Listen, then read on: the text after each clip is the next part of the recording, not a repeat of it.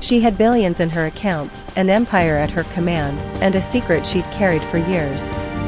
When billionaire Lydia Fischer spotted her mother sharing a meal with a ragged homeless girl at a sidewalk cafe, she could have turned away. She could have stayed in her world of deals and deadlines. Instead, she bolted from her office, dashed through traffic, and confronted them. But what she uncovered at that table? No one saw it coming.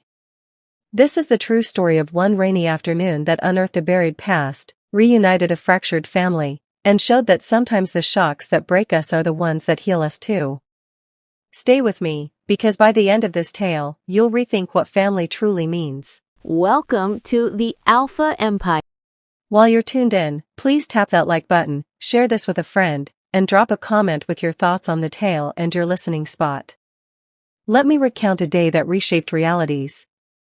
A day so commonplace it concealed profound secrets.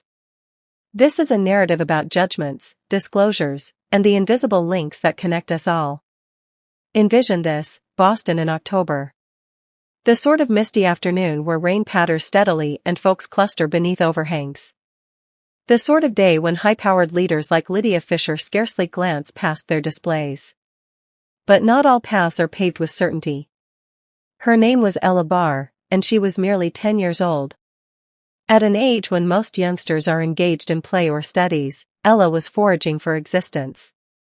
She'd been solitary since age 8, following a blaze that took her adoptive guardians, the sole kin she recalled. Stints in interim placements, then falling through gaps, resulting in life on the avenues.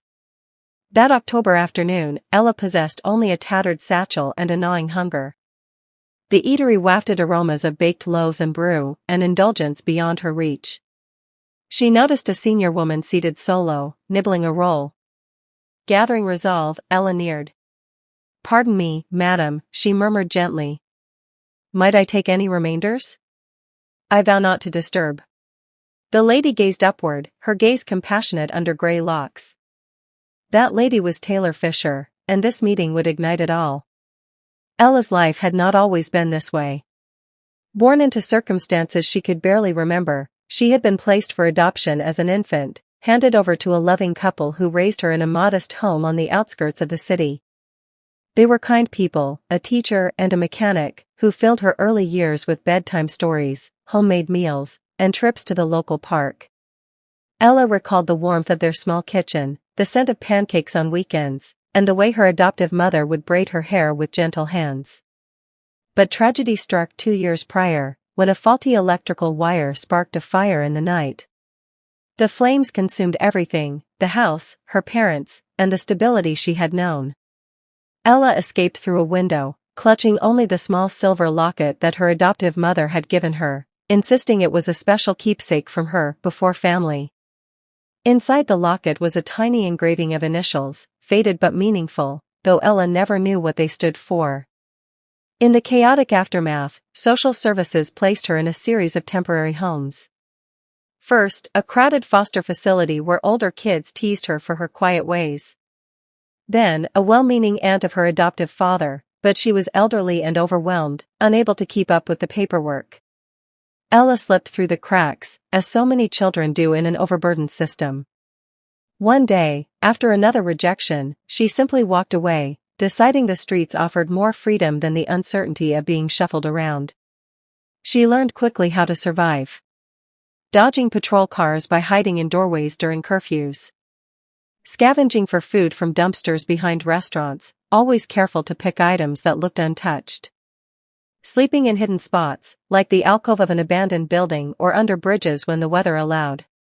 Her ragged clothes, a mismatched sweater and pants too big for her frame, did little to shield her from the chill, and her wide eyes, framed by tangled hair, often drew pitying glances from passers-by. But pity rarely turned into help. Most people hurried on, umbrellas tilted against the rain, lost in their own worlds. What kept her going was that locket, dangling from a thin chain around her neck. She would touch it in moments of despair, feeling the cool metal against her skin, wondering about the before family her adoptive parents had mentioned in hushed tones. They had said it was a gift from her birth mother, a token to remember her by. Ella's heart-shaped birthmark on her neck, just below the chain, was another mystery, a small reddish patch that she sometimes traced with her finger. It made her feel unique, even in her loneliness. On this particular rainy afternoon, hunger gnawed at her more fiercely than usual. She had not eaten since the previous morning, when a kind vendor had tossed her an apple. The cafe across from the towering office building seemed like a beacon, its outdoor tables sheltered by large awnings that dripped with steady rain. People sat bundled in coats, sipping hot drinks, their conversations a murmur against the patter of droplets. Ella hesitated at the edge of the sidewalk, watching the senior woman at the corner table. The lady looked refined, with silver hair neatly pinned and a soft scarf around her neck. She picked at a sandwich, half-eaten, with a side of soup steaming in the cool air. Ella's stomach rumbled audibly, and she swallowed hard. Approaching strangers was risky, some shouted, others called the authorities. But this woman had a gentle face, lines around her eyes that spoke of smiles rather than scowls. Mustering every bit of courage, Ella stepped forward, her shoes squelching in a puddle. Her voice was soft but clear, trained by years of needing to be polite to avoid trouble. The woman, Lydia Fischer, looked up from her meal, her expression shifting from mild surprise to something warmer. Taylor had always had a soft spot for children, especially those who carried themselves with quiet dignity despite hardship. In her long life, she had seen enough suffering to recognize it in Ella's wide eyes and trembling hands. "Oh, dear," Taylor said, her voice carrying a hint of an old Boston accent, warm and inviting. "You look chilled to the bone. Come, sit down. No need for scraps when there's plenty here." She gestured to the empty chair across from her, pushing the plate slightly forward. Ella blinked, unsure if she had heard correctly. Invitations like this were rare, usually, it was a quick handout or a dismissal. But Taylor's kindness felt genuine, and the aroma of the sandwich, turkey and cheese on fresh bread, was too tempting to resist. Ella slid into the seat, her satchel thumping softly against the table leg. Taylor smiled and tore the sandwich in half, offering one portion. "My name is Taylor," she said. "What's yours?" Ella introduced herself quietly, taking a small bite and savoring the flavor. As they ate, Taylor asked gentle questions, not prying but curious. She learned about the fire, the lost parents, and the streets.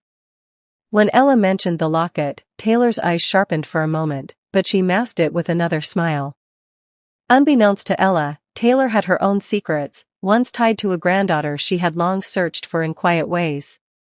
Across the street, in the gleaming high-rise that housed Fisher Tech Innovations, Lydia Fischer paced her corner office during a tense conference call. At 38, Lydia was a force in the technology world, a self-made billionaire who had built her company from a garage startup into a global powerhouse specializing in AI-driven solutions. Her days were filled with board meetings, investor pitches, and late-night coding sessions. She wore tailored suits that spoke of power, her dark hair pulled back neatly, and her sharp features rarely softened by emotion. But beneath the success lay a deep estrangement from her mother, Taylor.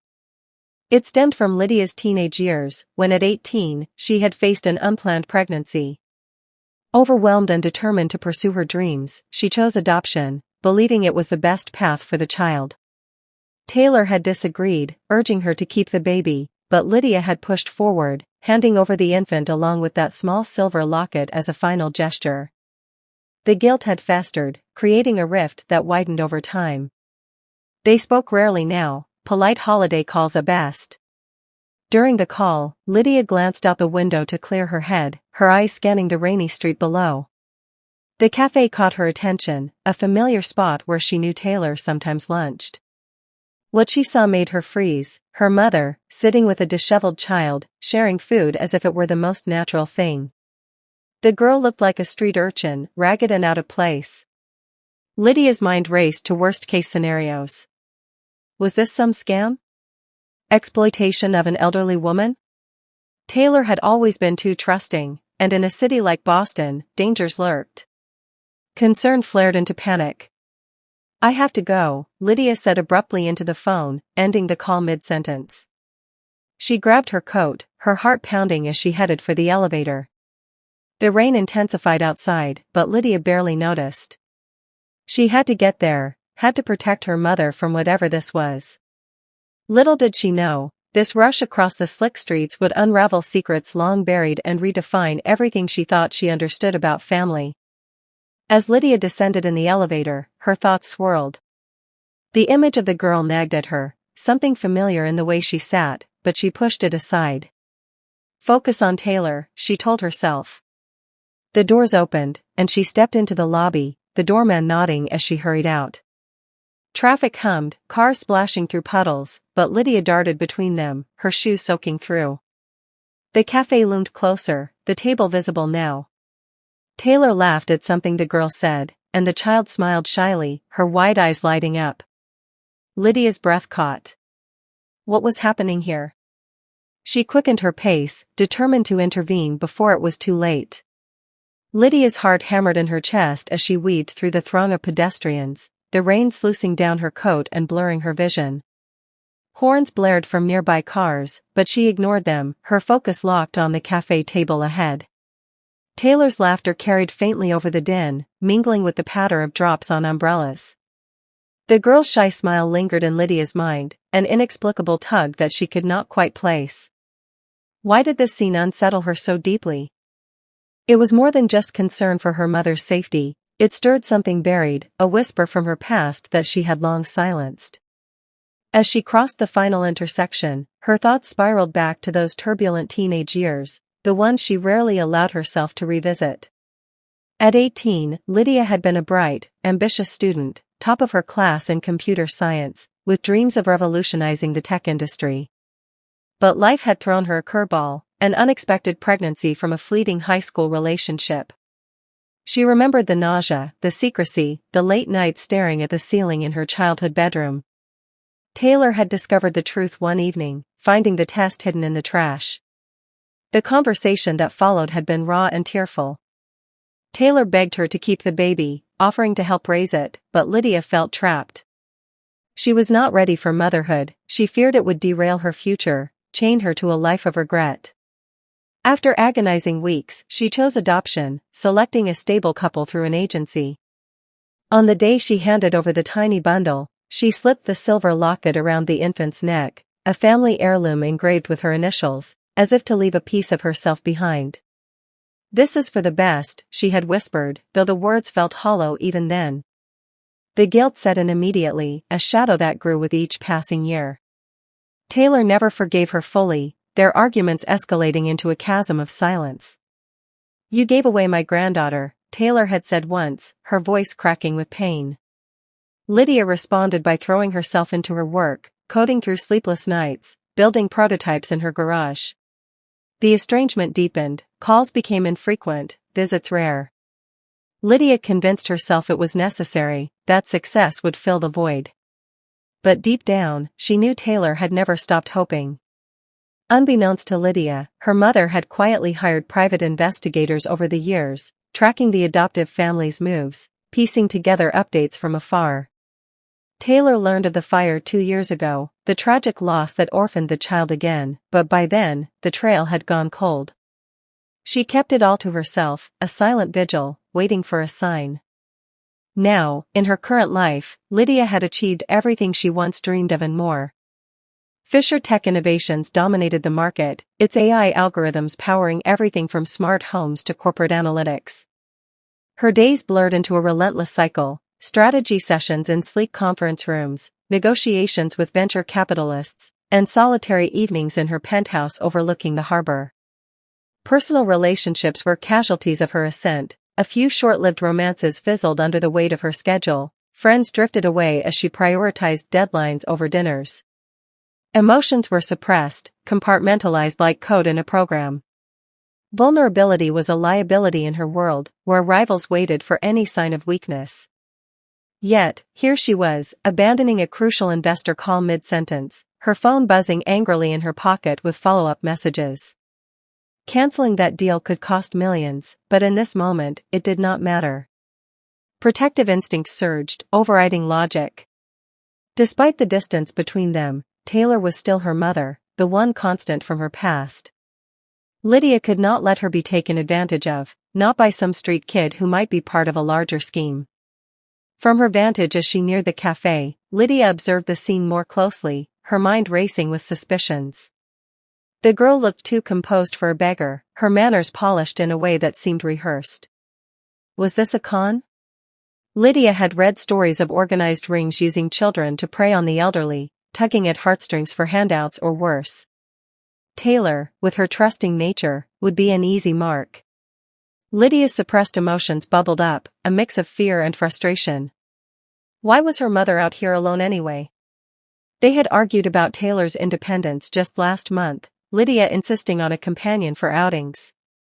But Taylor waved it off, claiming she needed her space. Now look at this, Lydia thought, her jaw tightening. The rain soaked through her shoes, but she pressed on, her breath coming in short bursts. Meanwhile, at the table, Taylor and Ella's conversation deepened, the warmth of the shared meal cutting through the chill. Taylor sipped her soup, her eyes never leaving the child's face.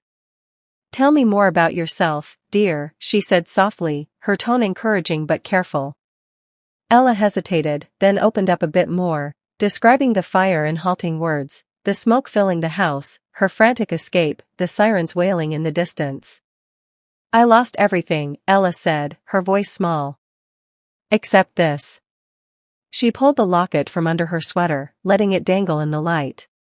Taylor's breath caught subtly, she recognized the engraving immediately, her own initials from decades ago.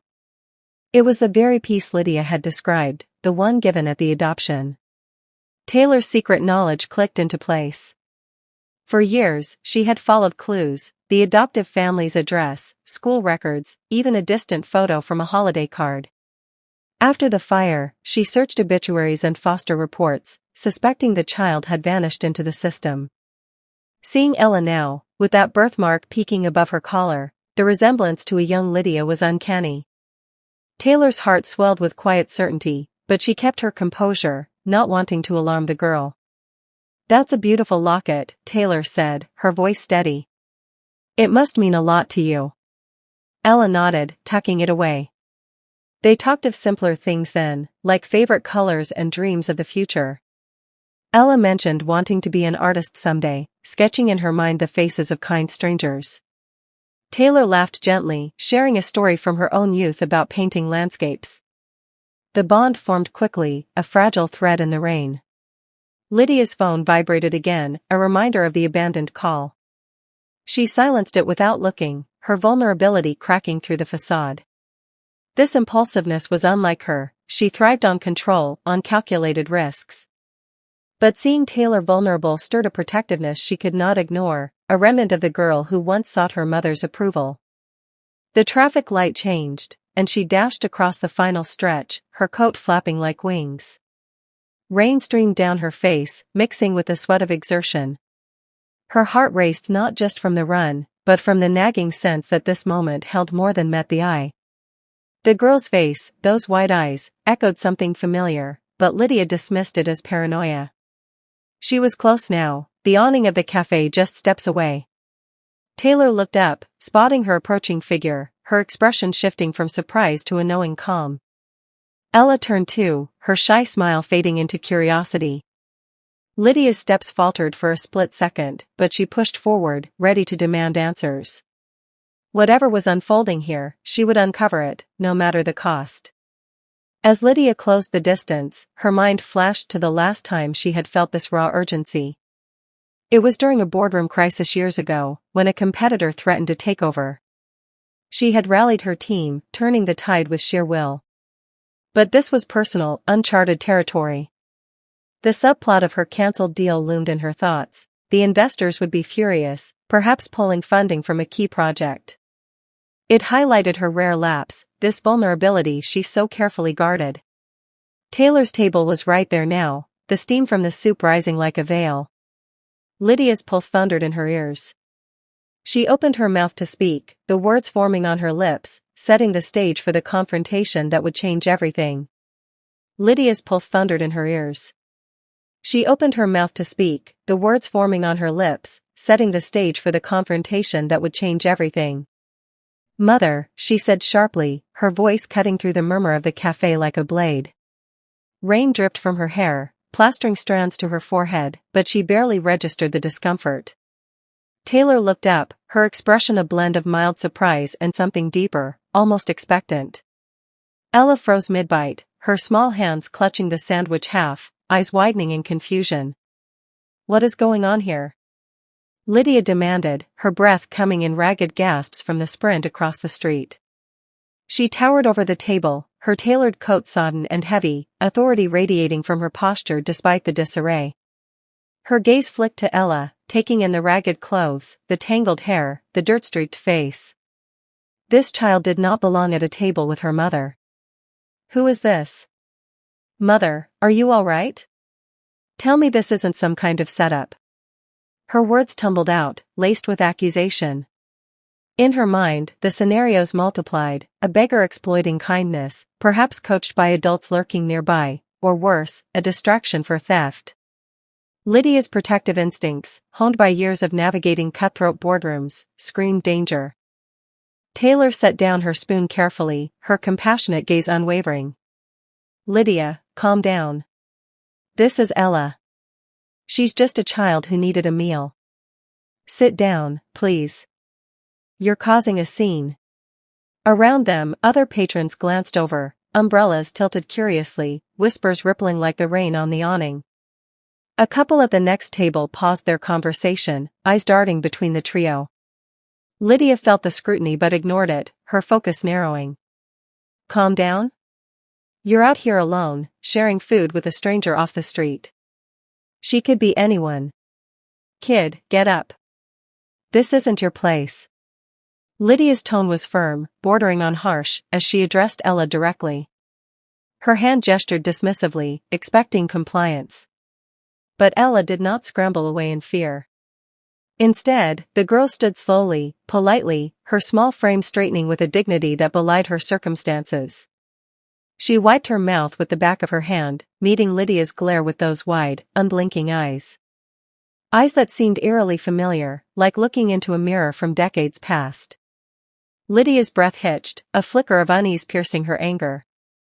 "I'm sorry if I caused trouble, ma'am," Ella said softly, her voice steady despite the tremor in her hands. "I didn't mean to. Mrs. Taylor was just being nice." The politeness disarmed Lydia for a moment, but she shook it off, stepping closer to the table. The rain intensified, drumming harder on the awning, as if amplifying the tension. Taylor reached out, placing a gentle hand on Ella's arm. "Lydia, stop this. She's no threat. We've been talking, and she's had a hard time." "The fire." Taylor trailed off, her eyes pleading for understanding. But Lydia's mind was a whirlwind, piecing together fragments. She leaned in, her sharp eyes scanning Ella more closely now, not as an intruder but as something inexplicable. The girl's neck, exposed as she adjusted her sweater against the chill, revealed a small heart-shaped birthmark, reddish and distinct. Lydia's own hand instinctively touched her collarbone, where a similar mark had faded over the years but once mirrored that exact shape. A coincidence? Her heart skipped. And then, the locket. It caught the dim light filtering through the clouds, swinging slightly as Ella shifted. The silver chain, the familiar oval shape, the faint engraving visible even from this angle. Lydia's world tilted. She reached out, her fingers trembling, hovering just inches from the necklace. Where did you get that?" she whispered, her voice barely audible over the rain. The anger drained from her tone, replaced by a raw vulnerability that shocked even her. Time seemed to slow, the cafe fading into a blur. Patrons' murmurs hushed, the steam from the soup curling lazily, the raindrops suspending in mid-fall. Ella blinked, touching the locket protectively. "It's from my before family," she said innocently, her words simple yet piercing. "My adoptive mom said it came with me when I was a baby. It's all I have left after the fire." The reply hung in the air, triggering a cascade of memories in Lydia's mind. She saw herself at 18, in the sterile agency room, tears streaming as she fastened the locket around the infant's tiny neck. "Something to remember me by," she had murmured to the social worker. The agency promised a good home, a fresh start. Lydia had walked away, burying the pain under layers of ambition. But now, here it was, dangling before her like a ghost from the past. Taylor's face softened further, her suspicions confirmed in this electric moment. She stood slowly, placing herself between Lydia and Ella. "Lydia, listen to me. I've been searching for years. Quietly, without telling you, because I knew the guilt would crush you. After you gave her up, I couldn't let go. I tracked the family, the bars. They were good people, kept the locket as you intended. When the fire happened, I lost the trail, but I never stopped hoping. Today, when Ella approached and showed me that necklace, told me her story, I knew. The birthmark, the timing, it all fits." Lydia staggered back a step, the awning's edge catching more rain on her shoulders. Her composed facade shattered, cracks spreading like fissures in glass. "No," she breathed, shaking her head. "It can't be." But the pieces aligned too perfectly. The adoptive parents had cherished the locket, passing it to Ella as a link to her origins. It survived the blaze, clutched in her hands as she fled, a talisman through her ordeals in temporary care and on the streets. Taylor's invitation to sit and eat had not been mere charity, it was a calculated gentleness, a way to draw out details without frightening the child, to verify what her heart already suspected. Tears welled in Lydia's eyes, spilling over as the reality crashed down. Her initial anger twisted into a torrent of joy mingled with profound regret. "My daughter," she whispered, the word foreign yet achingly right. She sank into the empty chair, her legs giving way. Ella watched, confusion etching her features, but she did not pull away. Taylor nodded encouragingly, her own eyes misty. "Yes, Lydia. This is her. Our Ella." The embrace came naturally, Lydia's arms opening as Ella stepped forward tentatively. Lydia pulled her close, the rain mingling with her sobs, soaking them both. "I'm so sorry," Lydia murmured into Ella's hair. "I thought I was doing the right thing. I was young, scared. I never stopped wondering." Ella stiffened at first, then relaxed, her small arms wrapping around Lydia's waist. The moment stretched, raw and healing, as cafe patrons looked on in stunned silence. A waitress paused with a tray, an older couple exchanged whispers, but no one interrupted. The rain provided a curtain, blurring the world beyond their table. Taylor joined them, her hand on Lydia's shoulder. "We found each other now. That's what matters." She explained further, resolving the lingering threads. Her searches had involved discreet inquiries, old agency contacts, even newspaper clippings about the fire. The locket's path was clear, given by Lydia, treasured by the bars as a birth memento, and preserved by Ella through sheer will. Taylor's decision to invite Ella to sit stemmed from that first glimpse of the birthmark and the polite demeanor, echoing Lydia's own childhood traits. It was not alarm she sought to avoid, but overwhelming the child before certainty. Lydia pulled back slightly, cupping Ella's face, memorizing the features that mirrored her own. The thriller of the moment lingered, her heart still racing from this shift from suspicion to revelation. Joy bloomed amid the regret, a fragile flower in the storm. "We need to talk more," she said, her voice steadier now. "But not here." Taylor agreed, gathering their things. They stood, Lydia draping her coat over Ella's shoulders against the chill. As they left the cafe, stepping into the downpour, Lydia flagged a cab. The patrons watched them go, the scene etching itself into the afternoon like a story unfolding. Privacy awaited at home, where truths could deepen without the world's gaze. The rain washed the streets clean, symbolizing a new beginning as they drove away together. To expand the emotional depth, Lydia's mind replayed the years of isolation during the short ride. She had built walls to protect herself from this very pain, but now they crumbled. Ella sat between them, quiet but not afraid, fiddling with the locket. Taylor shared snippets of her searches, late-night calls to old friends and social services, poring over public records, even visiting the fire site once in quiet morning. Each detail resolved a question Lydia had not dared ask. Why had Taylor never mentioned it? To spare her the burden, knowing Lydia's guilt ran deep. The locket's survival felt miraculous, enduring flames and hardship, much like Ella herself. At the house, a spacious brownstone in a quiet neighborhood, they settled in the living room. Lydia lit a fire in the hearth, the warmth chasing away the damp. Ella explored tentatively, touching books on shelves, while Taylor brewed tea. Lydia watched her daughter, the word still surreal, and vowed silently to make amends. The confrontation had peaked in shock, but its echoes promised healing. Regret lingered, but joy overshadowed it, a testament to fate's twists. As they sat together, stories flowing, the family reformed in the glow of rediscovery. As they sat together, stories flowing, the family reformed in the glow of rediscovery. The Brownstones' living room felt alive for the first time in years, the fire crackling in the hearth casting flickering shadows on the walls. Lydia leaned back in her armchair, her eyes fixed on Ella, who perched on the edge of the sofa, sipping tea from a delicate cup that looked oversized in her small hands.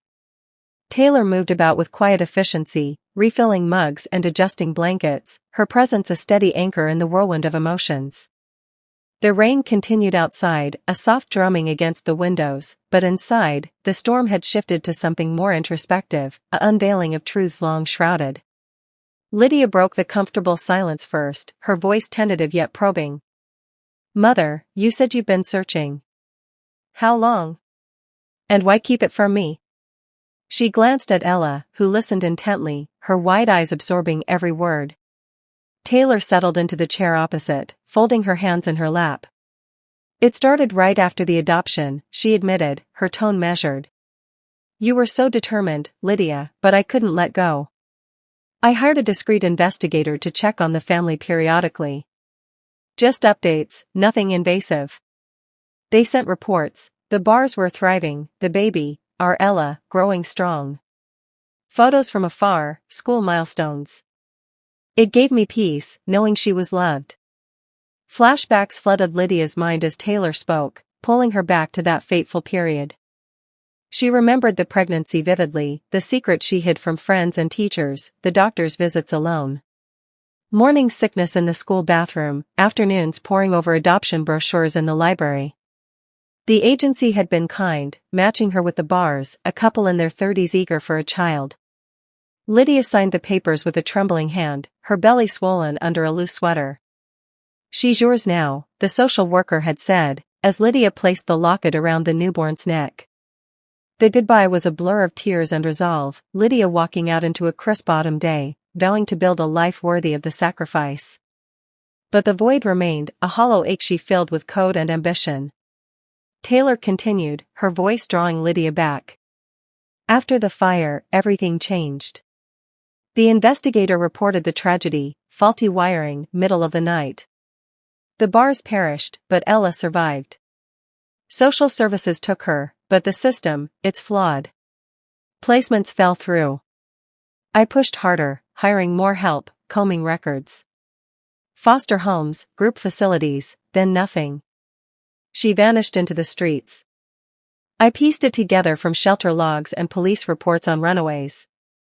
I drove around sometimes, looking, but Boston is vast. I didn't tell you because I saw how the guilt ate at you. You built your walls high, Lydia. I hoped one day fate would intervene." Ella set her cup down, her small voice joining the conversation. "The fire was scary," she said, her words halting at first, then gaining strength. "I woke up to smoke. It was everywhere, thick and black. Mom yelled for me to get out the window. Dad was trying to put it out, but the flames were too fast. I climbed down the trellis, scraping my knees. Sirens came, but it was too late. They took me to a hospital, then a big building with other kids. Social workers asked questions, but no one had room for long. First place was with a nice lady, but she got sick. Then a family with too many kids, they sent me back. Last one, the dad yelled a lot.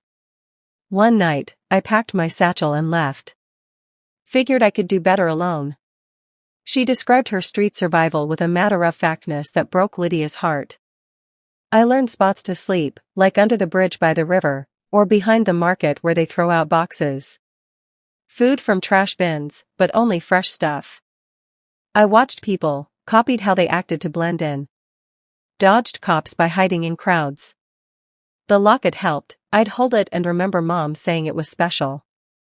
Ella's details painted a vivid picture of resilience, answering the how of her solitude. No extended family claimed her after the fire, the system overwhelmed, paperwork lost in bureaucracy. She had become invisible, a ghost in the city. Lydia's guilt surged, a tidal wave crashing over her composure. She stood abruptly, pacing the room, her hands clenched. Why didn't I search? All these years, I had the resources. Investigators, databases, I could have found her. Her voice cracked, the emotional thriller building like a crescendo. Tears streamed down her face, unchecked. I told myself it was for the best, that she was happy. But I was a coward. I built an empire to escape the pain, and look what it cost her. The room tensed, the fires crackled the only sound. Lydia collapsed onto the sofa beside Ella, sobs racking her body.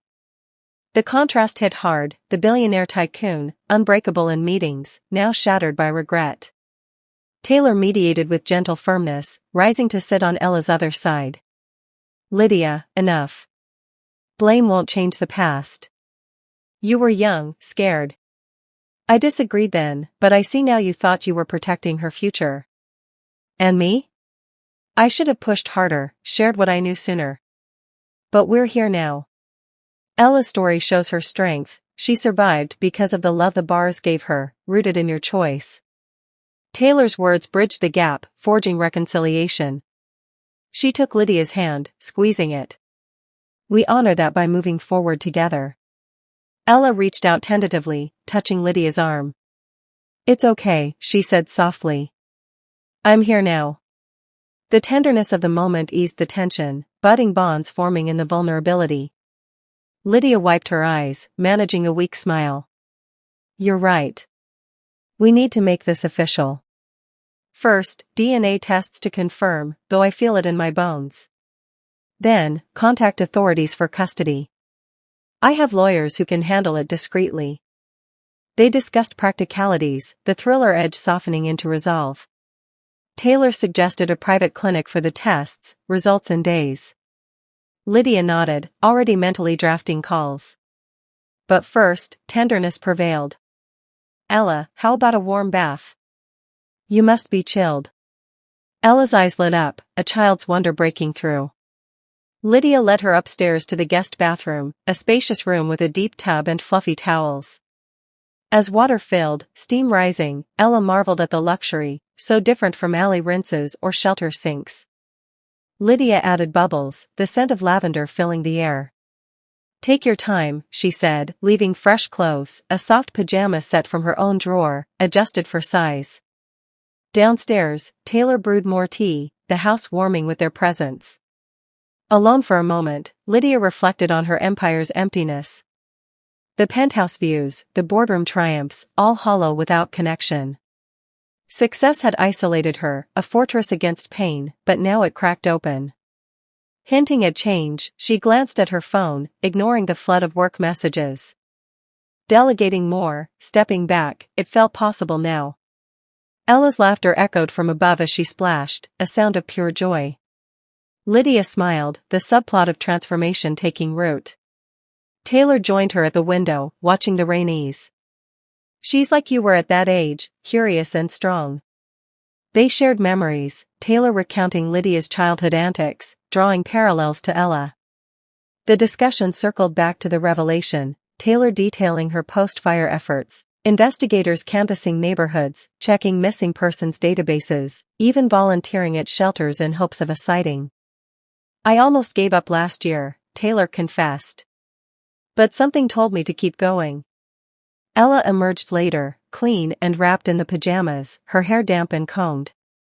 She looked transformed, the street grime gone, revealing a fresh-faced child. They gathered in the kitchen for a simple meal, sandwiches and fruit, Ella eating with relish. Stories continued, Ella describing clever hiding spots, like a park bench with a secret compartment, Lydia sharing her early coding days, building apps in secret. Bonds budded in these exchanges, contrasts stark yet unifying. The billionaire's world met the orphan's resilience, forging something new. As evening deepened, they planned ahead. Tomorrow, the clinic, Lydia said. And lawyers to start custody papers. Ella yawned, exhaustion catching up. Taylor tucked her into the guest bed, a room with soft linens and a night light. Lydia lingered at the door, watching her daughter sleep, the locket resting on the nightstand. Guilt lingered, but hope overshadowed it. Reconciliation with Taylor felt complete in shared glances, a silent pact to nurture this miracle. Lydia retired to her study, reflecting deeper. Her empire, once her everything, now seemed a distraction from what mattered. Emails piled up, but she closed the laptop, hinting at the change to come. Prioritizing family, mending what was broken, it started here. The house settled into quiet, the aftermath a bridge to tomorrow. The house settled into quiet, the aftermath a bridge to tomorrow. Lydia lingered in the hallway outside the guest room, listening to Ella's steady breathing through the cracked door. The sound was a balm, a reminder that this was real, not some fleeting dream born of exhaustion. Taylor had retired to her own room down the hall, insisting on staying the night to help ease the transition. Lydia wandered back to the living room, the fire now embers glowing faintly in the grate. She poured herself a glass of water, her mind a tumult of unresolved threads. Sleep felt impossible, the revelations of the day demanded reckoning. As the clock ticked past midnight, Taylor emerged from her room, wrapped in a robe, her silver hair loose around her shoulders. She spotted Lydia by the window, staring into the darkened garden where rain still pooled on the leaves. "Can't sleep either?" Taylor asked softly, joining her. Lydia nodded, setting down her glass. The two women stood in companionable silence for a moment, the weight of years between them. Then, Lydia spoke, her voice low and raw. "I prioritized everything over us, over her. Career, success, it was all a shield. I suppressed the grief so deeply I convinced myself it was gone. But it wasn't. It festered, and I let it drive us apart." Taylor turned to face her, her expression a mix of sorrow and understanding. "You were hurting, Lydia. That choice at 18, it haunted you. I saw it in your eyes every time we spoke. But yes, you pushed me away. The calls that grew shorter, the visits skipped. I disapproved of the adoption, but I should have supported you more afterward. Instead, we both built walls." Lydia's admission hung heavy, the late-night conversation unfolding like a confessional. She detailed her mistakes, the nights spent in the office instead of mending fences, the grief she buried under mergers and acquisitions. "I thought if I became unbreakable, the pain couldn't touch me. But seeing Ella today, knowing what she endured, it breaks me all over again." They moved to the sofa, the embers providing a soft light. Taylor shared her side, admitting her own regrets. "I tracked her to hold on to hope, but I should have involved you sooner. We could have searched together." The dialogue bridged their estrangement, words long unspoken flowing freely. By the end, they agreed on the path forward, pursuing legal custody immediately and arranging DNA testing for irrefutable proof. "It's not just about confirming," Lydia said. "It's about making her ours, legally, emotionally." Taylor nodded, suggesting a trusted family lawyer she knew, one discreet and efficient. The agreement felt like a seal on their reconciliation, the rift narrowing with each shared plan. But thriller tension simmered beneath the surface, potential obstacles looming like shadows in the dim room. Navigating bureaucracy could be a minefield, adoption records sealed, foster system red tape, possible challenges from distant relatives of the bars if any surfaced. Lydia voiced her fears. "What if the courts drag this out? Or if someone contests?" Taylor reassured her, drawing from her own research. "We have the locket, the birthmark, my investigator's files. It's strong evidence." Yet, the uncertainty added an edge, a reminder that their newfound unity could be tested. Upstairs, Ella's trauma surfaced in the quiet hours, amplifying the emotional stakes. A muffled cry echoed down the hall around 2 a.m., pulling Lydia and Taylor to her room. Ella thrashed in her sleep, sweat beading on her forehead, murmuring about smoke and flames. Lydia knelt by the bed, gently waking her. "It's okay, sweetheart. You're safe." Ella bolted upright, eyes wild, then relaxed as reality set in. "Nightmare," she whispered. "The fire again." This was not the first. Ella confessed they came often on the streets, waking her in cold sweats. Lydia held her, rocking gently, the budding trust evident in how Ella leaned into the embrace. Taylor fetched water, her presence calming. The incident expanded Ella's arc, her wariness softening into tentative trust. In the days that followed, as they waited for appointments, Ella explored the house with growing curiosity. She touched the bookshelves, asked about photos on the mantel, shared small stories from her past. But shadows lingered. She flinched at sudden noises, hoarded food scraps out of habit. Lydia recognized the signs, drawing from her own suppressed pain. "We need professional help," she told Taylor. They introduced therapy sessions, arranging for a child specialist experienced in trauma. The first visit was virtual, the therapist gentle over video, guiding Ella through breathing exercises. Ella resisted at first, her wariness a shield, but by the end, she opened up about feeling lost. Lydia sat in, learning tools to support her, the process fostering deeper bonds. Ella's tentative trust grew in small ways: a hug before bed, a question about Lydia's work, a drawing she made of the three of them together. Lydia's shift became evident in those initial days, stepping back from her relentless work pace. She delegated to aides, forwarding emails to her trusted vice president with instructions to handle routine matters. "Take the lead on the quarterly review," she messaged one night, her phone set aside afterward. The empire that once defined her now felt secondary, a tool rather than a life. Mornings were spent with Ella, making breakfast, talking about school possibilities.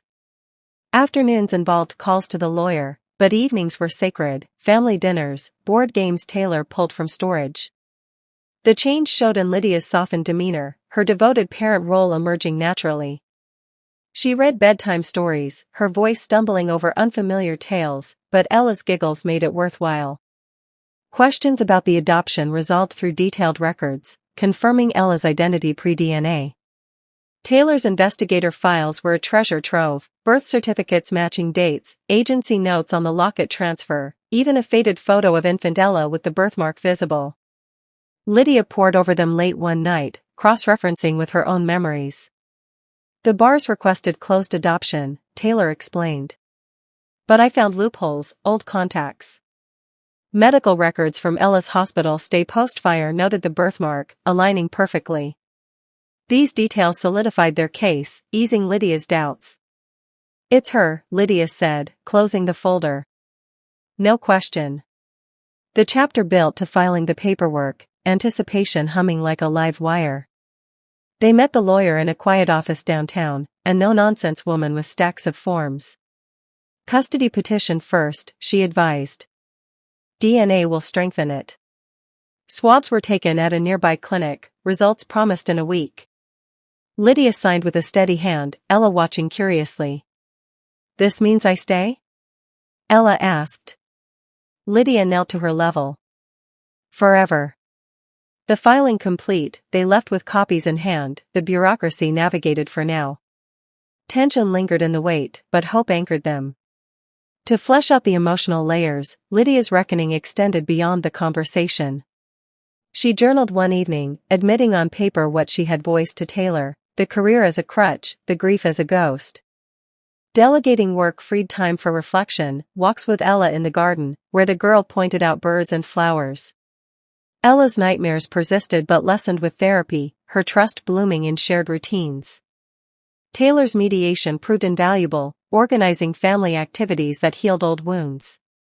A picnic in the park, Taylor's idea, saw them laughing over sandwiches, echoes of the cafe but now in joy. Lydia's aides adapted quickly, her vice president stepping up with enthusiasm. "Enjoy the time off," he emailed. It hinted at broader change, Lydia contemplating a sabbatical. Ella's arc progressed, from wariness and avoiding eye contact to tentative hugs, therapy unlocking her stories. "I used to draw to forget," she shared during a session Lydia observed. The therapist nodded, suggesting art supplies, which Lydia provided eagerly. As paperwork sat filed, anticipation built. The DNA envelope would arrive soon, a final seal. Nights grew peaceful, Ella's dreams calming, the house a haven. Lydia watched her sleep one evening, Taylor beside her. "We've got this," Taylor whispered. The bridge to tomorrow strengthened, ready for what came next. Lydia didn't sleep the night before the envelope arrived. She lay awake, feeling the pulse of her own heartbeat echo inside the quiet house, steady, then uneven, then steady again, like it, too, was waiting for news. The days since the test had passed in a strange mixture of hope and dread, each morning bringing the same blindsiding realization that the truth, whatever it was, would soon be official. Ella had settled into the guest room as though she'd always belonged there, her presence soft but unmistakable, the faint humming she did when she concentrated, the way she lined up her pencils before drawing, the habit she had of leaving the hallway light on no matter how many times Lydia told her she didn't need to be afraid. Lydia didn't tell her she understood. She didn't tell her that she'd slept with the lights on until she was nearly 30. Instead, she let Ella keep the hallway glowing like a small lighthouse beaconing safety into the dark. And then, on a cool Thursday morning, the envelope came. A thin government standard mailer, white and unassuming, lying on the welcome mat like a forgotten bill. Lydia froze when she saw it. For a long moment, she stared at it as though it were something alive, something capable of hurting her if she touched it too quickly. Her hands trembled before she even bent down to pick it up. Ella was still asleep. Taylor had left earlier to pick up some groceries, insisting she could handle the shopping alone because Lydia needed rest. Lydia knew Taylor meant well, but she also knew her sister watched her like someone watching a fragile vase too close to the edge of a counter. Lydia carried the envelope into the living room and sat on the couch. The morning light filtered through the curtains in soft strips, coating the room in muted gold. Everything felt motionless. Suspended. Her fingers slipped beneath the seal. She inhaled sharply, and opened it. The paper slid out with a soft whisper. A brief letter, a pair of printed pages, and the chart, cold, clinical, unmistakable. Lydia forced her eyes to focus even though the words blurred at first. Probability of biological relationship, 99.983%. Her breath caught. The room tilted, righted itself, tilted again. She read it once. Twice. A third time, tracing the numbers with her thumb as though they might dissolve if she didn't hold on to them firmly enough. There it was. Confirmation. Not a dream. Not a maybe. Not a hope stitched together by longing. Ella was hers, down to the last strand of DNA. Lydia pressed her hand over her mouth, a sound escaping her, something between a gasp and a sob. For a moment she simply sat there, trembling, letting the truth sink in. She had spent her entire life imagining what it would feel like to meet her child, to look into her eyes and see her own reflections. But she had never imagined this wave, this hollowing ache mixed with overwhelming relief. As if some part of her soul had been locked away for years, and now the key had finally been found. She didn't hear Taylor return until her sister stood in the doorway, grocery bags dangling from her arms, face pale. "Lydia?" Lydia held up the paper with shaking fingers. Taylor set the bags down so quickly it rolled out and clattered across the floor. She sat beside her sister, eyes scanning the page, widening slowly. "Oh my God," she whispered. "It's real." Lydia nodded, tears streaking her cheeks. She's mine." Taylor let out a laugh that was half sob, half exhale. She pulled Lydia into a hug, something tight and protective and fierce, the kind of hug she used to give when they were teenagers and the world felt too sharp. Before Lydia could respond, soft footsteps padded down the hallway. "Aunt Lydia?" a small voice asked. Both women turned. Ella stood there in her oversized t-shirt, hair still tangled with sleep, rubbing one eye with her knuckle. She blinked at the sight of them, two adults crying on the couch, papers scattered around them. "What happened?" she whispered. Lydia beckoned her gently. "Come here, sweetheart." Ella walked slowly, uncertainty shadowing her steps. Lydia pulled her in, cupping her cheek, her voice trembling. The test results came. Ella stiffened. Lydia felt the fear tighten the girl's small shoulders. And? Ella asked, barely breathing. Lydia smiled through her tears. And it says you're my daughter. Ella's lips parted. Her breath hitched. She stared at Lydia as though she were trying to memorize her face in a single moment. Really? Her voice cracked. You're not pretending? Lydia shook her head, brushing a strand of hair from the girl's face. No pretending. No guessing. It's real. Ella let out a sob so raw Lydia felt it rip through her chest. The girl threw her arms around her, clinging with a desperation Lydia recognized, because she'd once clung the same way, to someone who never held her back. They stayed like that for a long time, Lydia rocking her gently, whispering, "You're home now. You're home." News of the confirmation spread through the house like electricity. Taylor insisted on cooking, really cooking, not her usual 5-minute meal prep dishes. She pulled out pots, pans, spices Lydia didn't even know they owned. The kitchen filled with the warm scent of sautéed garlic, baked chicken, and something sweet Lydia couldn't quite identify. There needs to be a feast, Taylor announced, whisking a sauce like a woman possessed. A real one. My niece deserves a proper welcome. Ella watched from the counter, legs swinging, a small smile curling at her lips. A real smile, soft, shy, but unmistakably genuine. Lydia felt something twist inside her at the simple sight. Ella's smiles had always been cautious before, like someone afraid happiness might collapse if she leaned into it too much. Not this time. Lydia worked beside her sister, chopping vegetables, setting plates, and occasionally stopping just to look at her daughter, and let the reality settle. Over dinner, Taylor kept the conversation filled with warmth, embarrassing stories about Lydia's childhood, silly anecdotes from work, questions for Ella about her favorite foods and hobbies. Ella answered quietly but steadily, her voice gaining confidence with each passing minute. When the meal ended, Taylor surprised Lydia by pulling her aside. Listen, Taylor said softly, wiping her hands on a towel. I'm proud of you. Lydia blinked. Proud? No, Taylor shook her head. Let me say this. I know I've been hard on you these past months. Maybe even years. Every time I pushed, every time I snapped, it wasn't because I thought you were reckless or irresponsible. She hesitated. It was because I knew how much you'd already lost. And I didn't want you opening wounds you weren't ready to reopen. Lydia felt her chest tighten. You thought this would break me. Taylor nodded. I was scared it would. But instead, you rose. I've never seen you fight for something the way you fought for her. Lydia swallowed hard. I didn't fight. I just followed my heart. That's what fighting is, Taylor whispered. For a moment, the sisters simply held each other in the quiet kitchen, a fragile, overdue mending that neither had expected but both desperately needed. Later that night, after Ella fell asleep and Taylor drove home with leftovers packed neatly into containers, Lydia sat alone in the living room. The documents lay on the coffee table, illuminated by the soft glow of a lamp. She traced her fingers over the printed numbers again. And with that touch came the flashbacks, sharp, intrusive. The fear of rejection. The fear of losing a child she had only just found. The memories of walking into government offices and hearing clipped, cold voices ask questions she couldn't fully answer. Are you certain she belongs to you? Do you have proof? Why now?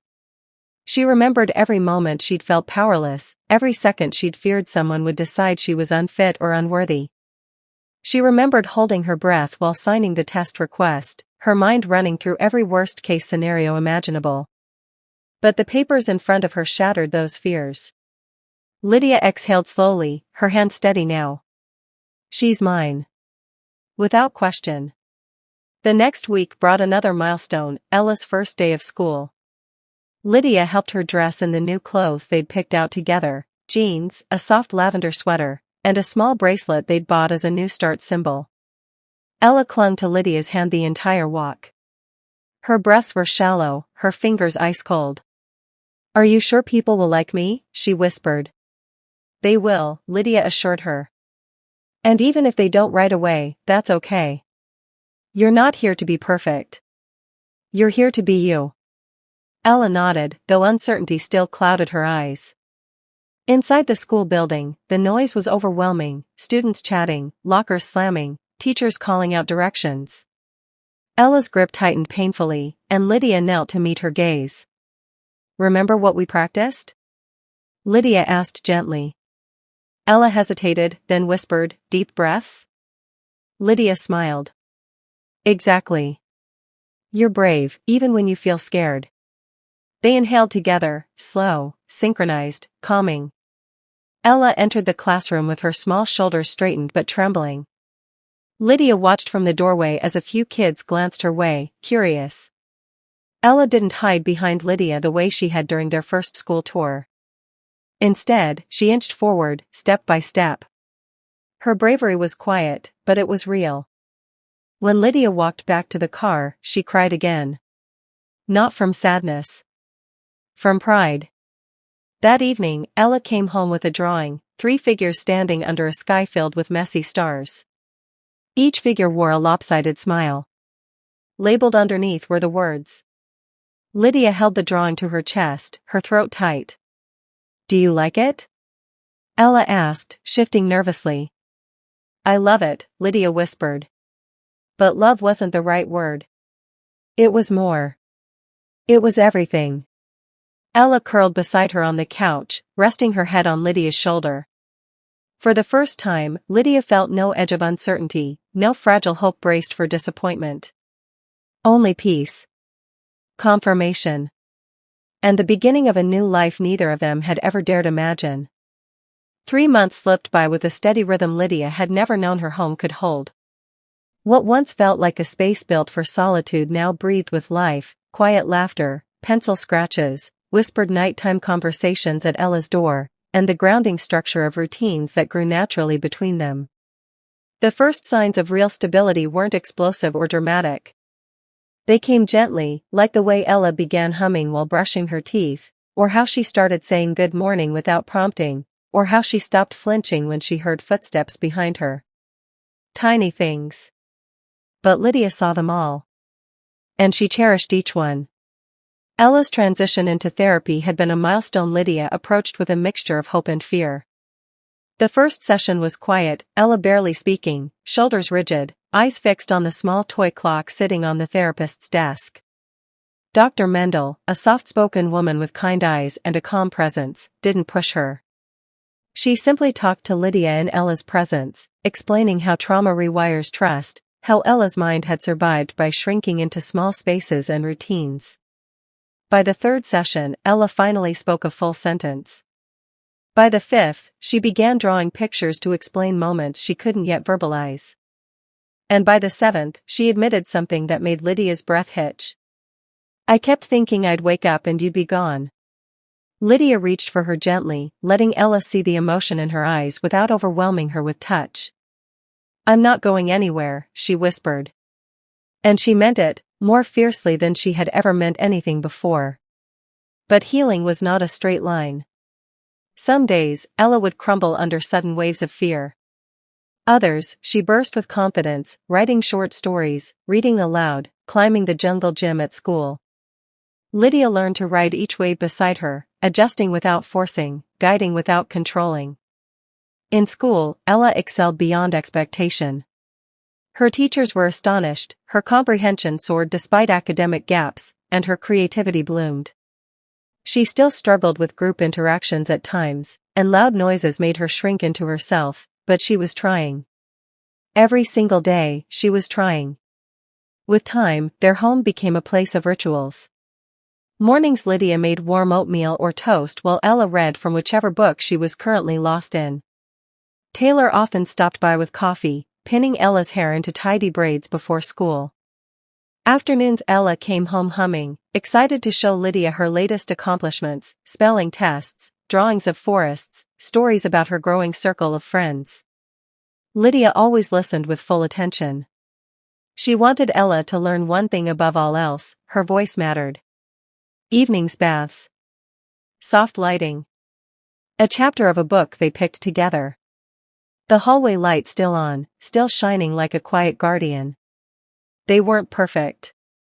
They weren't a miracle. They were a family. Lydia's career had always been her anchor, a place where her sharp mind and unwavering discipline flourished. But now she found herself juggling board meetings with school pickups, late-night proposal revisions with therapy schedules. Her absence at the office did not go unnoticed. One Thursday morning, during a quarterly review meeting, she felt the shift.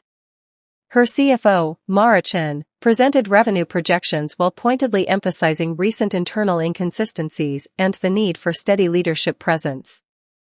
The implication hung heavy in the room. After the meeting, Lydia confronted her.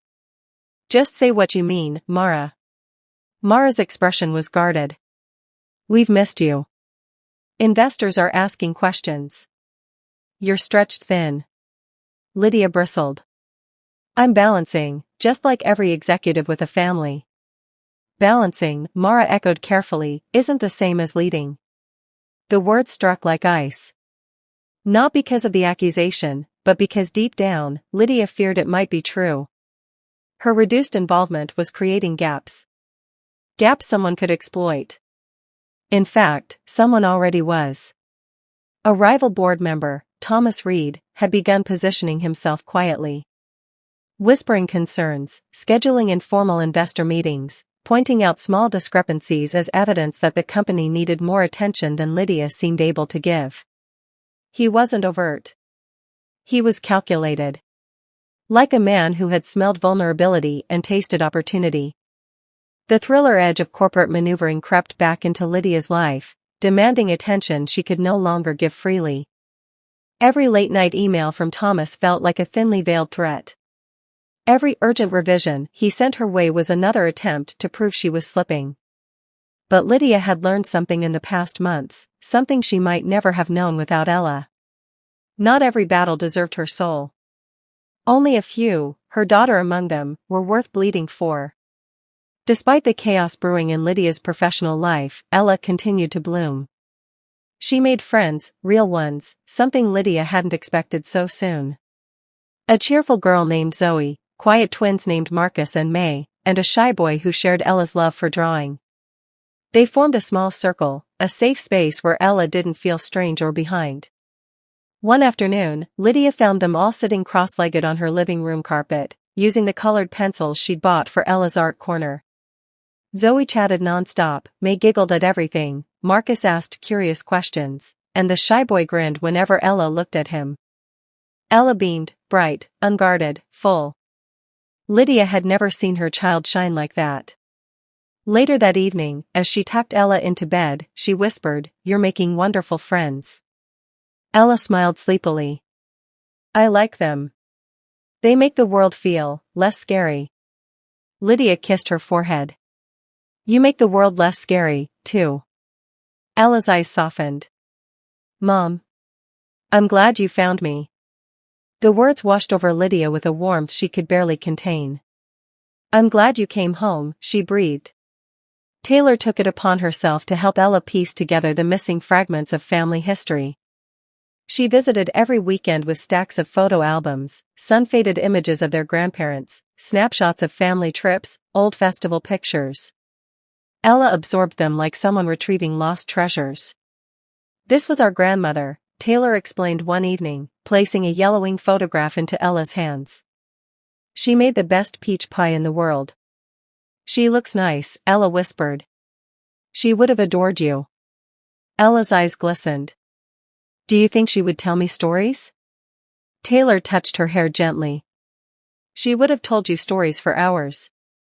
They shared more photos, Lydia as a child, missing teeth and messy hair, Taylor in high school, laughing so hard she was doubled over, their parents sitting together on a picnic blanket, smiling with a joy Ella had never known in her short life with her adoptive family. Ella looked at Lydia. "You were small once." Lydia laughed softly. "Painfully awkward." Ella studied the picture carefully. "You look happy." "I had a good childhood," Lydia admitted. "Not perfect, but full of love." Ella nodded slowly. I like knowing where I come from. Lydia's throat tightened. Then we'll make sure you never feel lost again. But not all of Ella's questions were answered through photo albums and family stories.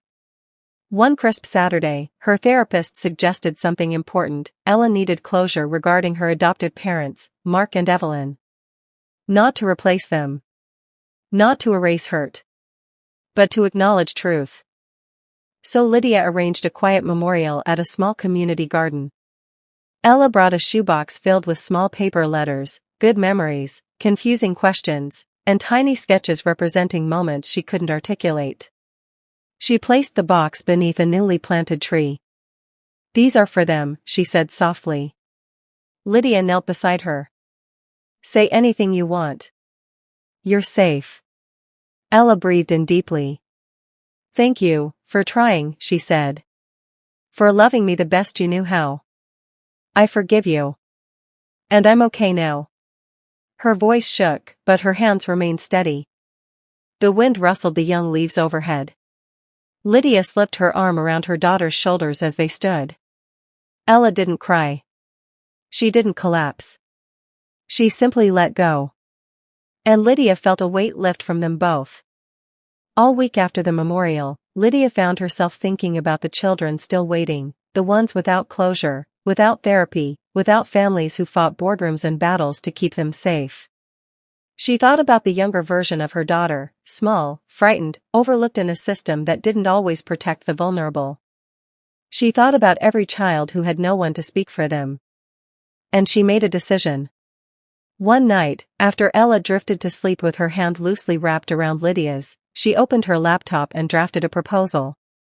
The Ella Foundation, a nonprofit dedicated to supporting orphaned and displaced children, trauma therapy, educational support, legal advocacy, emergency placement assistance, mentorship programs. Not because she wanted to be seen as a savior, but because she now understood something deep. Saving one child does not end with one child. It begins there. She would fight the corporate wolves. She would balance motherhood and leadership. She would rebuild her life on a foundation stronger than ambition. Ella had shown her what really mattered. When the proposal was complete, Lydia printed it and placed it neatly on her desk, next to her company's quarterly reports and a framed picture Ella had drawn of the three of them. Tomorrow, she would bring it to the board. Tomorrow, she would choose a battle worth fighting. Tonight, she slipped into Ella's room, kissed her forehead gently, and whispered, "We're going to help others the way we helped each other." Ella stirred slightly, smiling in her sleep. For the first time in Lydia's life, purpose and peace aligned in perfect harmony. The shadows still existed. But now, they knew how to walk through them together.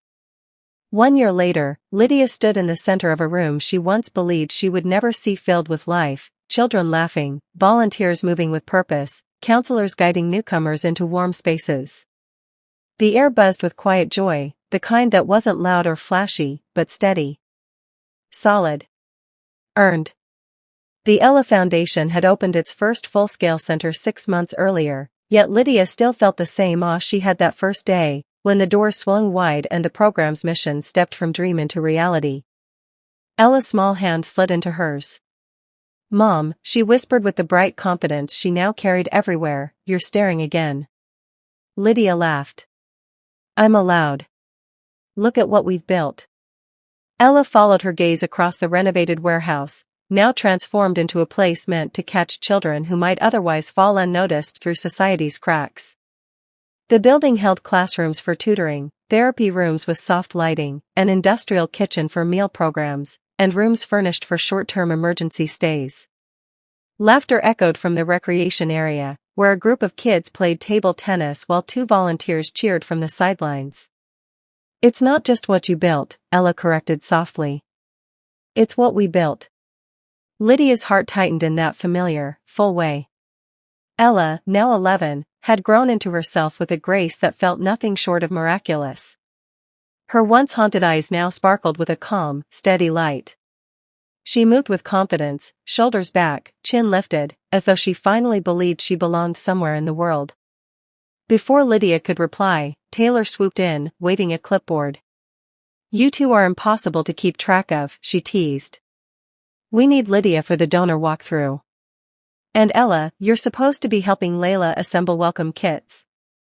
Ella grinned. On it. She darted off, braid bouncing, leaving Lydia with a sense of pride that warmed her from the inside out. She's thriving, Taylor said quietly beside her. Lydia nodded, her voice soft. I know. The year had passed in waves, some gentle, some turbulent, but all pulling them toward this new shore. Lydia had stepped back from the company gradually after Chapter 7's events, not with resignation but with intention. Her revised role was more advisory, less consuming. She kept key responsibilities but released the constant grind she once clung to like armor. At first, she felt the shift as an ache, like withdrawing from an identity she had worn for decades. She feared becoming directionless, irrelevant, or exposed. But month by month, she realized her worth had never truly been tied to quarterly reports or shareholder meetings. It was tied to impact. To people. To Ella. And to the quiet, slow mending of her own emotional isolation. She had spent too many years pretending independence meant invulnerability. Too many years equating productivity with value. Too many years mistaking walls for strength. The foundation, born from Ella's journey, became the bridge that reconnected her to the world. By spring, they had opened partnerships with 3 shelters. By summer, they funded 7 trauma-informed educational programs. Each initiative grew from the same question. What does a lonely child need to survive? What does a frightened child need to heal? What would have helped Ella sooner? With each answer, the foundation took shape. And so did Lydia. Ella at 11, a new chapter. Ella was unrecognizable from the quiet, wary child Lydia had first welcomed into her home. The transformation wasn't sudden, it came through layers of safety, routine, and gentle growth. A year made an imprint on a child's life in ways adults often failed to notice. But Lydia noticed everything. Ella woke early now, a natural routine of curiosity. She devoured books about history and science, wrote her own stories, and tutored younger children at the foundation twice a week. Her grades weren't just good, they soared. Teachers remarked on her empathy, her leadership, her ability to see quiet kids and bring them gently into conversations. At school, her friendship circle had grown, but she remained grounded, never losing the humility hardship had carved into her. Sometimes Lydia found her sitting with new kids at the foundation, offering them the same soft reassurance she once needed herself. It's okay, Ella would say, voice steady. You don't have to tell everything at once. You can just sit. You can be quiet. You can breathe. And each time, Lydia felt the quiet awe of watching a child become a lighthouse for others. For years, Taylor had been the peacemaker of the family, the calm to Lydia's intensity. But she had never truly found a calling that fit her heart. She worked office jobs here and there, drifting between roles that didn't fulfill her. The Ella Foundation changed that too. She began by volunteering, helping Lydia organize resources and run programs. Within months, she became an indispensable coordinator, managing event logistics, supervising volunteers, and designing community outreach plans. Her warmth and ability to connect with children made her a natural fit.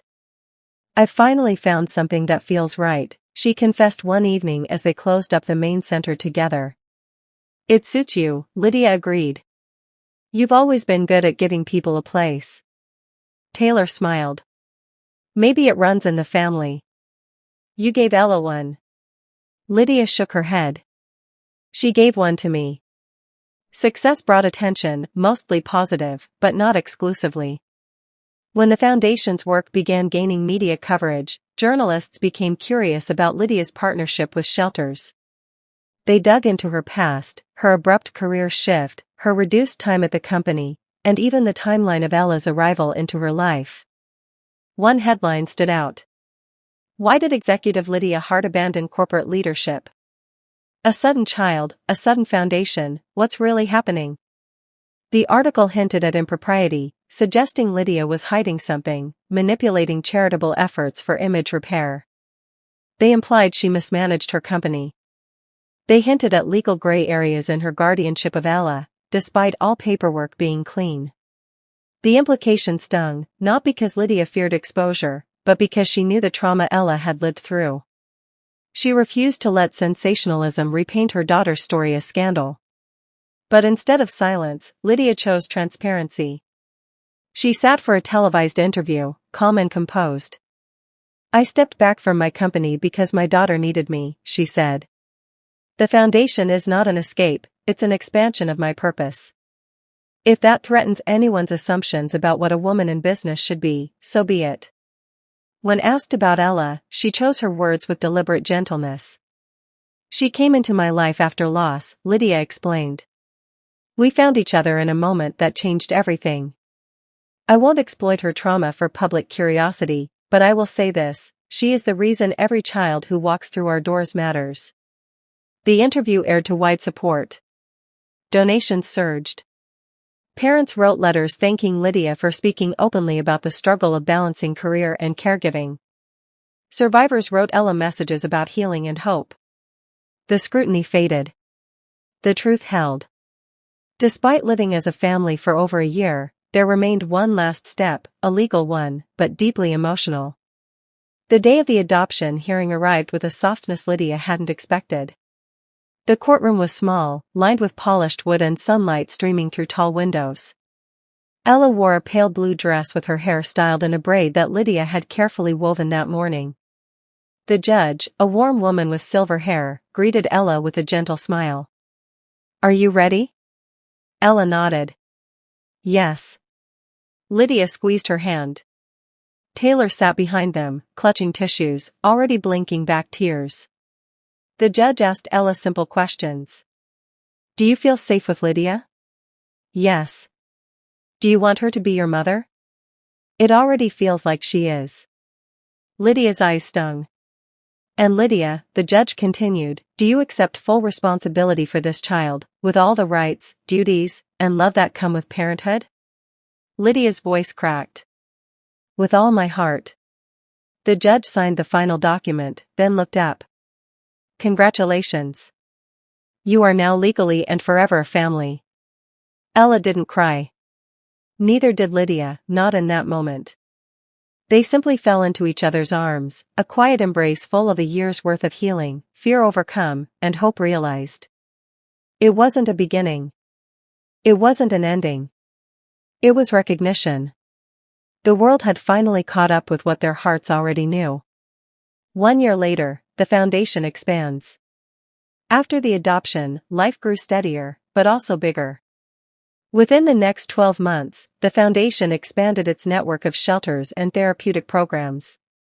Lydia used her business expertise to secure partnerships with educational institutions, while Taylor crafted community outreach that boosted the foundation's visibility. A second center was built on the outskirts of the city, focusing on at-risk youth transitioning out of foster care. A scholarship program emerged for teens pursuing community college or vocational training. A mentorship initiative paired survivors with adults who understood their struggles. Every new project grew from the same seed, Ella's courage. And she remained central to the mission, volunteering, reading to younger kids, helping organize donated books, and even giving a speech at the foundation's first anniversary gala. She stood at the podium, hands steady. 1 year ago, Ella began, "I didn't think I belonged anywhere. Now I know that I do. And I want every child who feels lost to find what I found, family, safety, and hope." Her voice carried across the room, strong and clear. Lydia watched from the front row, her heart both full and humbled. Ella wasn't simply healing. She was leading. She was shining. She was becoming someone the world needed. That night, after the gala, Lydia found herself standing outside the center with Taylor. The air was cool, the sky bright with stars.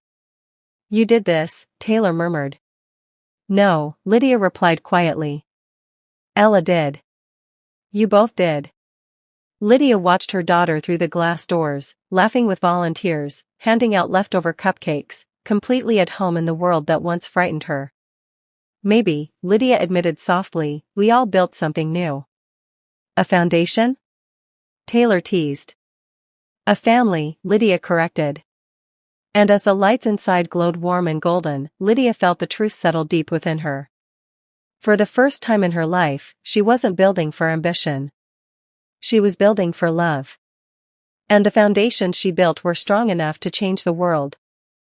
3 years after the launch of the Lydia Morgan Foundation, the city skyline glittered beneath early spring sunlight, the kind that felt gentle rather than bold, the kind that seemed to whisper new beginnings. The foundation's new headquarters stood at the center of that quiet radiance, a 5-story glass structure shaped with soft curves and honeycomb beams, designed intentionally to feel nothing like the clinical institutions Lydia remembered visiting in childhood. Airy, warm, filled with murals painted by the very children it served, the building radiated a sense of welcome. Hope had architecture now, and it bore Ella's handwriting on many of its bricks. Inside the grand hall, chairs were arranged in careful arcs, not rows, because Lydia wanted conversation, not an audience. Donors mingled beside teenagers in foundation hoodies, and volunteers adjusted microphones on the stage.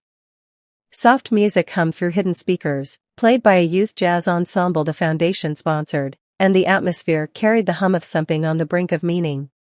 A ribbon cutting, yes, but also a kind of spiritual reopening for every life that had touched, or been touched by, Lydia and Ella's intertwined journey. Ella, 13 now, taller, steadier, her curly braids wrapped in tiny gold cuffs, stood behind the podium flipping through the note cards she wouldn't need. The stage lights cast a gentle crown around her face. She looked older, Lydia thought. Not just in years, though her voice had grown smoother and her posture confident, but in the quiet wisdom that came from surviving something life-altering and choosing to grow anyway. Lydia watched from the side aisle, her hand unconsciously resting over her heart. She remembered Ella at 10, fragile but determined, reflexively flinching at sharp noises, shadowing Lydia in public spaces, still fighting nightmares that spilled into the early dawn. Now Ella held herself with a maturity that startled her at times, almost as if she was evolving faster than the adults around her. Taylor stood beside Lydia, straightening the collar of her blazer. "She's ready," she murmured, eyes softening. "She's more than ready," Lydia whispered back. Ella caught their gaze, smiled with a brilliance that still knocked the breath out of Lydia, then turned toward the approaching crowd as the event coordinator tapped the microphone. "Ladies and gentlemen," he announced, "today marks the official opening of the Lydia Morgan Foundation's first integrated support center, complete with educational labs, therapeutic suites, transitional housing, and our youth leadership incubator. And now, please join me in welcoming the young woman whose resilience and courage inspired its creation. Ella Morgan." Applause surged across the room like a rising tide. Ella stepped forward. She didn't read her cards. She didn't need to. Her voice rose clear and steady. "Thank you all for being here. 3 years ago, I didn't know where I belonged. My life had been split into 2 pieces, the before and after. Before the fire. After the fire. Before I lost everything. After a stranger, well, she wasn't a stranger to me, found me again." The room quieted as the weight of those words settled. "My first mom and dad loved me," Ella continued, "but I didn't get to say goodbye. I didn't get to know all of who they were. And after, I was alone for a long time." She paused, breath steady but thoughtful. "But then Lydia, my mom, found me. Really found me. Not just with papers and DNA tests and quartz. She found me when I didn't know how to find myself."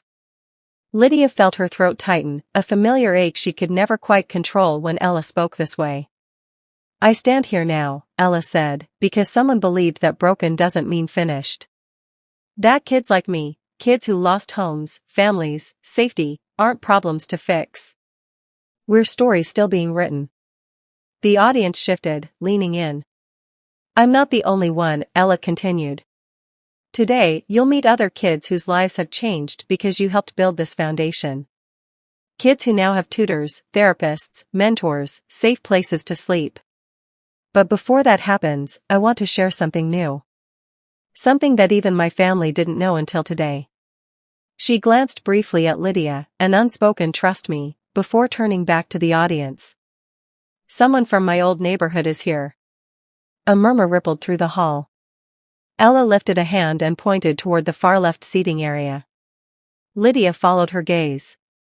An elderly woman, silver hair pinned neatly, a rose-colored blouse beneath a wool coat, raised her hand timidly. Her eyes were wet, and she held a small, worn package in her lap. Lydia recognized her from the few hazy photographs Ella still carried, Mrs. Roldan, the neighbor who used to babysit her, who lived across the hall from her adoptive parents before the fire consumed the apartment complex. Ella's voice softened. Mrs. Roldan was there when I was a baby. She used to sing to me when my mom had late work shifts. She remembers the days I don't. And she brought something today, something I never thought I would see. The elderly woman stood, walked slowly toward the stage, and extended the package to Ella. The girl accepted it with careful hands. Lydia caught her breath. The hall fell fully silent now, no rustling chairs, no shifting feet, only anticipation. Ella opened the package. Inside were photographs, some faded, some crisp, sealed carefully in a protective sleeve. She drew out the top one, a picture of her adoptive parents holding a newborn baby wrapped in a star-patterned blanket. Ella gasped, the sound catching and releasing in a single exhale. A boyish laugh echoed faintly from the captured moment. Her adoptive father, large hands cradling her as if she were made of light. Her adoptive mother, cheeks flushed from joy. Ella pressed the photo against her heart. There are more, Mrs. Roldan whispered, her voice carrying across the room. Birthdays. First day of preschool. The day you learned to ride your scooter. They loved you so much, sweetheart. So much. Tears streamed down Ella's face, but they were soft tears, not the sharp ones she used to cry when grief overshadowed memory. These were tears of recognition. Belonging. Closure. She turned back to the audience, voice trembling but firm. I always knew they loved me. But now I can see it. And I'm not afraid to remember anymore. Lydia pressed a hand to her lips, fighting not to break. Ella took a breath, one that seemed to cleanse the air itself, and held up the picture so the room could see. This foundation exists because love didn't end with loss. It changed shape. It became bigger than just me. Bigger than my mom. Bigger than my aunt. It became something we can give to others now. She motioned toward a young boy sitting in the front row, a serious-faced 12-year-old with a scar along his jawline. He stood slowly, encouraged by the counselor beside him. This is Sam, Ella said. He came to the foundation last year after losing his home in a neighborhood explosion. He and I talked a lot. His story felt familiar. Sam swallowed hard, then stepped forward. When I first came here, he said with effort, I didn't want to talk. I didn't want to meet anyone. I was angry all the time. But Ella told me that it's okay to hurt and okay to hope at the same time. She said I didn't have to choose one. Ella smiled, tears still shimmering. Sam continued, she helped me believe I could still have a future. And now I'm starting high school next year. I want to help kids the way she helped me. He paused, cheeks warming. She doesn't know this, but I applied to be a junior volunteer here. I want to give back what I was given. The hall erupted in applause. Ella stepped forward and hugged Sam, a quiet, honest embrace that spoke of shared pain and shared healing.